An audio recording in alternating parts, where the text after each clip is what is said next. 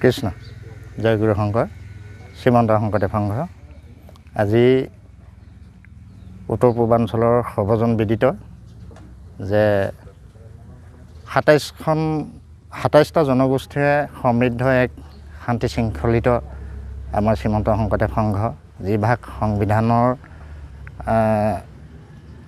নীতি আদৰ্শৰে ২৭টা জনগোষ্ঠী আমি শৃংখলিতভাৱে জীৱন যাপন কৰি আমি গুৰুজনাৰ ধৰ্ম আদৰ্শৰে পৰিচালিত হৈ আছিলোঁ।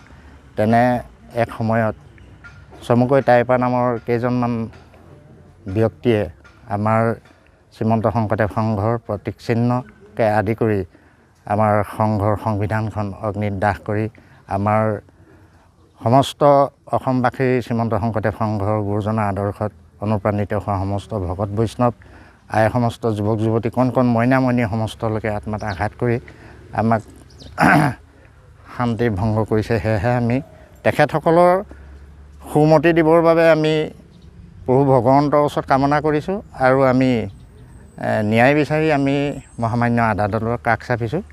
ইয়াকে আমি আপোনাৰ সবৰ ওচৰত অৱগত কৰিছোঁ। আমি আৰু বিশেষ ক'বলৈ কিমানখন এজাহাৰ দিয়া হৈছে আজি ইয়াত বৰ্তমান আমাৰ কাকডোঙা সীমান্তৱৰ্তী আঞ্চলিক শাখাৰ